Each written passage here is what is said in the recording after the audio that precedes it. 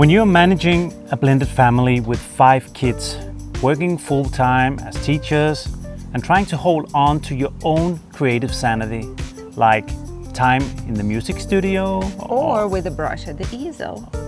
Life is loud. It's a good kind of noise, but it's constant. And when you're living in that constant noise, the very thing that built this entire structure, the two of us, can get completely buried under logistics. We didn't go to France just to take a vacation or post pretty pictures. We went because we reached a point where we needed to remember who we are when we aren't just managing a household. If you are in a blended family, getting away as a couple isn't a luxury. It's a reset button. And honestly, it's survival. Getting away like this sounds great on paper, but in reality it's brutal to pull off. The guilt alone can stop you before you even book a ticket. We weren't sure if we would be traveling at all due to some family complication which limited our mobility significantly. When you have custody schedules, your time with all 5 kids feels limited and precious. So stepping away for a few days can make you feel like you're doing something incredibly selfish. Then there's the psychological side of it. We were reading the work of Dr. Patricia Papernow, who specializes in step families, and she points out something huge. Step families don't start like traditional families.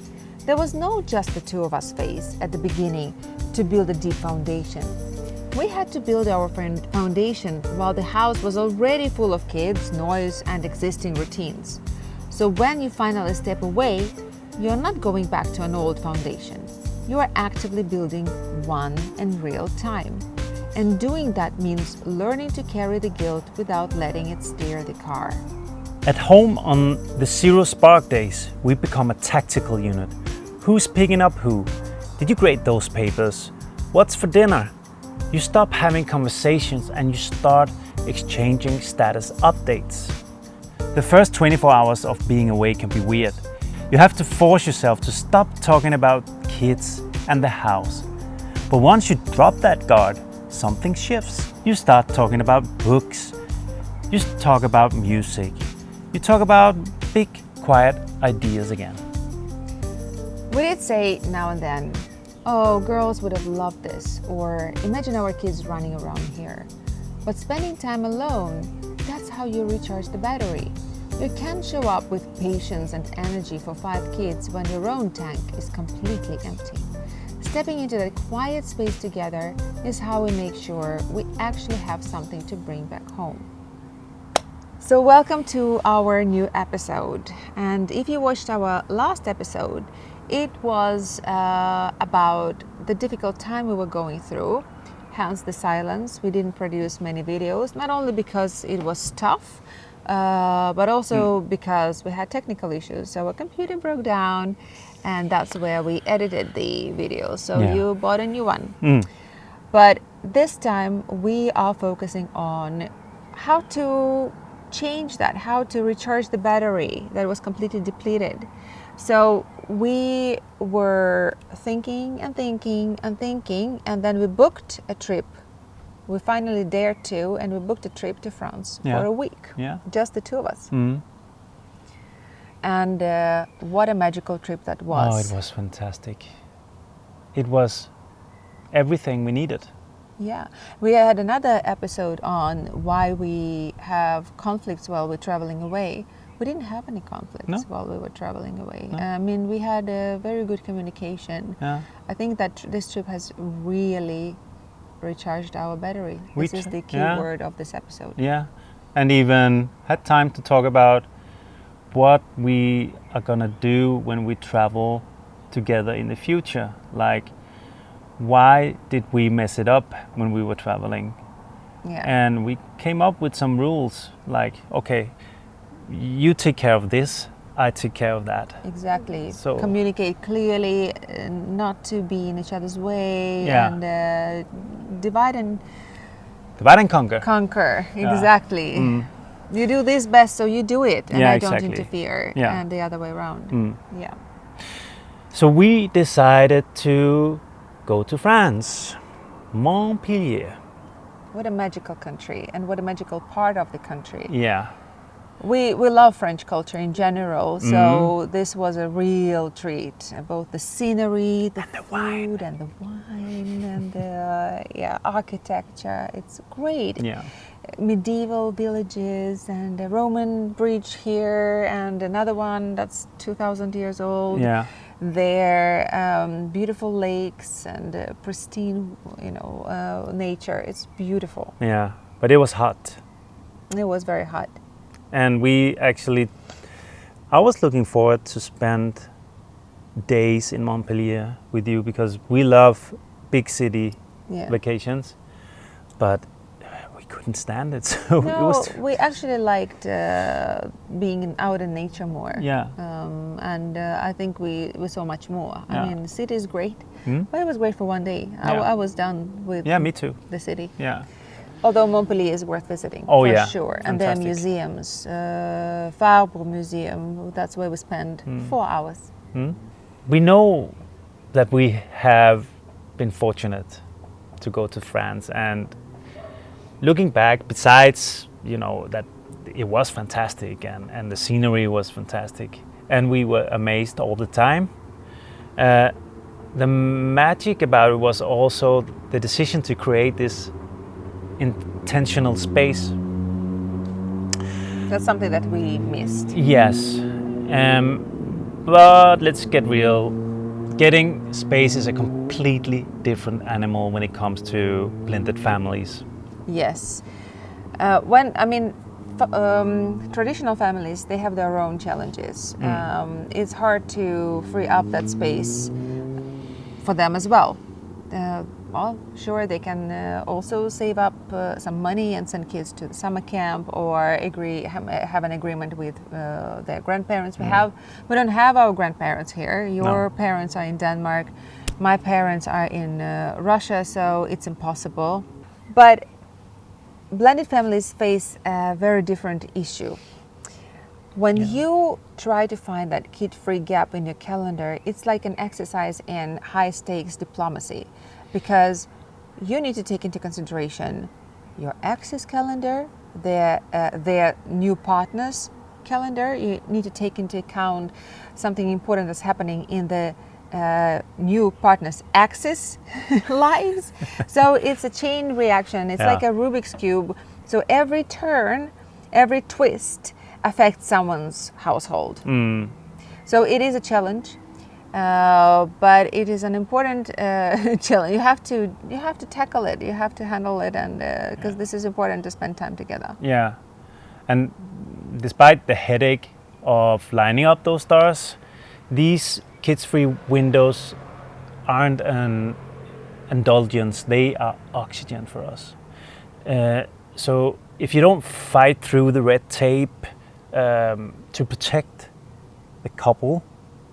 And in the center, the machine of co-parenting, we completely swallow the relationship or the marriage. Yeah. And once you actually clear the calendar, you have to deal with the next hurdle, the elephant in the room, which is step-family guilt. Exactly. So you have to really reframe what traveling away without kids means for the whole family. Yeah. It's not, kids can see it as a selfish act. Some of our kids didn't think that was a great idea, that we were traveling without them. They love traveling with us, so that's a good sign. Yeah. But we had to, make sure that they understand how important it was for us, because let's be honest, they sensed that there was something going on between you and me, and that cannot be good for them. No. And when we travel together, when we have spent time together, when we have fun together, it is a good signal for them. They see that we're stable, we're not giving up on us, we are investing this time in you and me, the base of this castle that we are building. We also did something that we call pre-connection, which means that before we left, we spent dedicated time with our kids. Yeah. And for example, in my case, I spent time with, I went to the movies with one of my kids. She went with me 1 hour to get this computer. So it was a fantastic car ride that we had together. We just sang. We have the same music taste, so we were just singing and screaming and laughing and having a great time. It was so precious. Yes, and then I took my kids to a Russian/Jewish midsummer celebration, which was also fun. In a tent, we slept in a tent. And we only spoke Russian and didn't have to translate. It would have been fun with you, but it was also fun just to focus on one language and one culture. And I think we had a fantastic time together. Also a car ride involved. I think it was a very good decision we made there. And then we had my youngest girl. She was only with us for a couple of days, and then she had to go to a camp. And so that was a miss. That was our miss. Because then she had to go to camp for 12 days, which were our days, and then going to her mother for 2.5 weeks. So I'm not gonna see her for 3.5 weeks, which has never happened. No, and it's tough for me, of course, but it must be tougher for her because she's only 10 years old. And she's the kid who didn't quite buy the idea of how great it is that we are traveling without them. No. So you can understand that. She didn't get her battery, her daddy battery recharged before she went away. So lesson learned, not to do that again.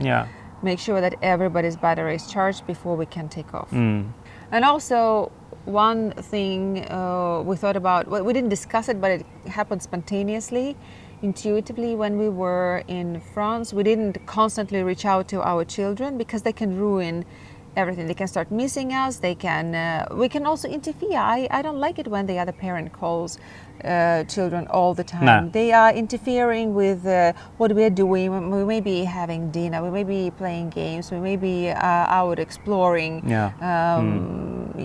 the city. So, once in a while we send a message in our WhatsApp group that we have with our kids, just letting them know we think about them. Oh, look, there's a funny cat in Montpellier, or this is what we are doing. So, once a day was enough, not to be too much. And also showing them the boring sides of traveling with us. So our 4 hours at a museum. That was a good trick. And then they were like, "Oh, okay, good, we're not there." They were. Oh, that would have been hell. Oh no! So we got our arts fix, and they didn't get bored. It's a win-win. The good thing about this is, remember, you don't have to travel across Europe. It doesn't have to be an international trip. No, and you can just stay at a hotel for a weekend in a tent somewhere. We actually did it 2 years ago. We went to an island that is close to where we live, and we just packed a trolley and filled it up with tents and food. And the delicious food that we enjoy. Yes, absolutely.